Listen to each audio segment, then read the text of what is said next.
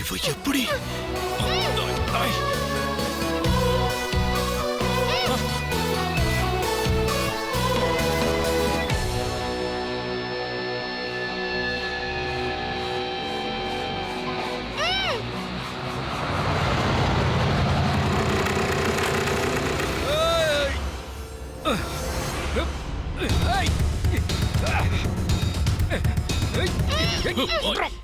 குழந்தை விடுறா.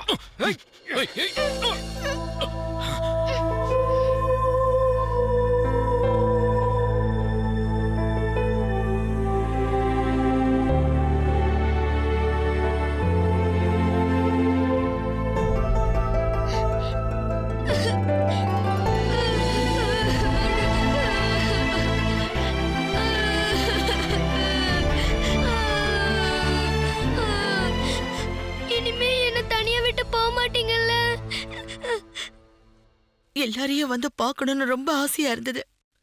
ஆனா எந்த மூஞ்சிய வச்சுட்டு வந்து பாப்ப?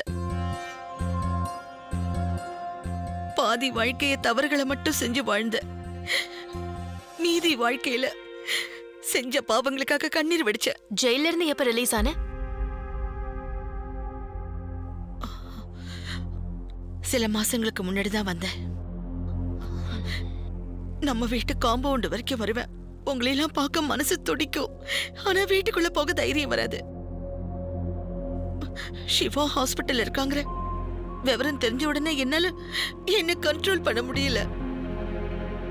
இன்னைக்கு இவனை காப்பாத்தினது நான் பண்ண நல்ல காரியமா இருந்தா அது என் பாவத்துக்கான பிராயச்சித்தமா இருக்கட்டும்.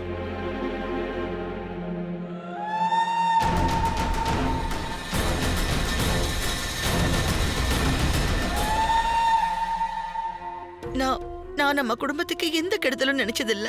என் வீட்டுக்காரர் உங்களுக்கெல்லாம் கெடுதல் செஞ்சாருல்ல, அது எனக்கு முன்னாடியே தெரிஞ்சிருந்தா நானே அவரை ஜெயிலுக்கு அனுப்பியிருப்பேன். புருஷனா குடும்பமானு கேட்டா எனக்கு குடும்பம் தான் முக்கியம்னு எப்பவும் சொல்லுவேன். உங்களுக்கு மட்டும் அவர் அநியாயம் செய்யல, எனக்கும் பெரிய அநியாயம் செஞ்சிருக்காரு.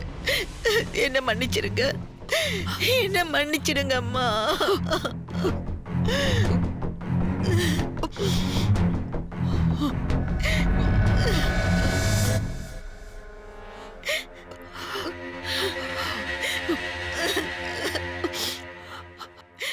சரி சரி, அழாத. நடந்ததை பத்தி பேசி இனி பிரயோஜனம் இல்ல. வருத்தப்படாத. நம்ம வீட்டு உறவுகள் வேண்டான்னு எவ்வளவு நாள் தான் முறுக்கிக்கிட்டு வாழறது?